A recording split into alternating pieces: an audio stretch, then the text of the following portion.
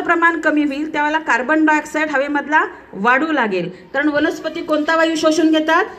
Carbon dioxide. आणि carbon dioxide जर झाडांची संख्या कमी झाली तर कार्बन डायऑक्साईड हवेमध्ये वाढू लागेल, त्यामुळे हवेचं प्रदूषण होईल. हवेचं प्रदूषण झालं की जागतिक तापमान वाढ आहे. जागतिक तापमान वाढ झालं की अंटार्क्टिका आणि आर्क्टिकवरचं जे बर्फ आहे ते वितळू लागेल. बर्फ वितळलं की समुद्राच्या पाण्याची पातळी वाढेल. समुद्राच्या पाण्याची पातळी वाढली की समुद्राच्या कडेला असणारे जे देश आहेत ते हळूहळू काय होतील, किंवा जे शहर आहेत ते काय होतील, पाण्याखाली डंप होतील, पाण्याखाली जातील. म्हणजे जीवितहानी होईल, वित्तहानी होईल आणि ग्लोबल वॉर्मिंगचा आपल्याला सुद्धा आता इफेक्ट जाणवायला लागलेला आहे. जंगलं तोडली तर काय होतं? अनेक प्रकारचे जागतिक इश्यू तयार होतात, समस्या तयार होतात. कोणते कोणते सांगा बरं जागतिक इश्यू? आता ग्रीन हाऊस इफेक्ट आहे किंवा ग्लोबल वॉर्मिंग आहे, म्हणजे जागतिक तापमान वाढ. जागतिक तापमान वाढीचे परिणाम आता आपल्याला दिसत आहेत. उन्हाळ्यात तापमान काही ठिकाणी 42 डिग्री 45 डिग्रीपर्यंत जाते आणि मानव प्राणी जर असं तापमान वाढत गेलं तर त्याच्यामध्ये टिकणार नाही, भविष्यामध्ये त्याचं अस्तित्व धोक्यात येईल.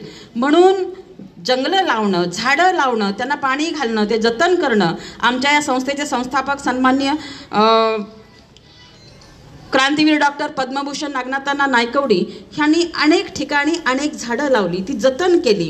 म्हणजे ते कृतीतून कृतिशील वारसदार होते ते शाहू फुले आंबेडकरांच्या विचारांचे. आणि झाडं लावण्यासाठी ते स्वयंप्रेरणेनं झाडं लावून घ्यायचे आणि त्याचं जतन हे कायमस्वरूपी. त्यांना सगळ्यात महत्त्वाचं त्यांचे आवडते ठिकाण म्हणजे सोनवडे. सोनवड्याला 48 एकरामध्ये आंबा, नारळ, वेगळ्या मसाल्याची झाडं, त्याचबरोबर सुपारी, अशा पद्धतीची झाडं तिथं प्लांटेशन केलेलं आहे आणि ते जतन करण्याचं काम अहोरात्र सुरू असतं. या ठिकाणी सुद्धा अगदी वाळवा ही क्रांतीची भूमी आहे. या ठिकाणी सुद्धा क्रांतीवीरांनी कारखाना विभाग असेल, आमचा विद्यालयाचा विभाग असेल, या ठिकाणी अनेक झाडं लावलेली आपल्याला पाहायला मिळत आहेत. आणि या झाडांमुळं आपल्याला हे निसर्ग सौंदर्य इथं अनुभवायला मिळतंय. आणि उद्याच आमच्या या सर्वांचं दैवत असलेल्या क्रांतीवीर डॉक्टर पद्मभूषण नागनाथांना नायकवडी यांचा 13वा स्मृतिदिन आम्ही साजरा करतोय आणि त्यासाठी आपल्या सर्वांची उपस्थिती प्रार्थनीय आहेच, वन विभागाची सुद्धा.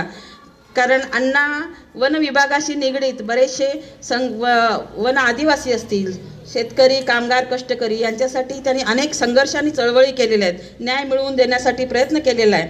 आणि त्यासाठी उद्या शनिवार दिनांक 22 मार्च रोजी 1 वाजता आपल्याला इथं सभेसाठी सर्वांना उपस्थित राहायचं आहे आणि सकाळी 7 वाजता फेरीला, त्याच्याबद्दलचं नोटीस सर्व विद्यार्थिनींना मिळालेलंच आहे.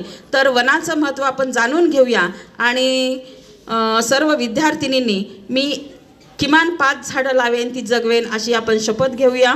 आणि वनांची संख्या ही जगभरामध्ये वाढली पाहिजे, आपल्या देशामध्ये आहेच, पण त्याचं महत्त्व आपल्याला कळालं पाहिजे. शुद्ध ऑक्सिजन मिळणं किती सुदैवानं मिळत असतो हे आपल्याला कोरोना काळामध्ये समजलेलं आहे. आणि त्यामुळं वनांचं महत्त्व काय हे आपल्याला सांगतीलच. सर्व विद्यार्थिनींना झाडं लावण्यासाठी वनदिनाच्या हार्दिक शुभेच्छा. जय हिंद.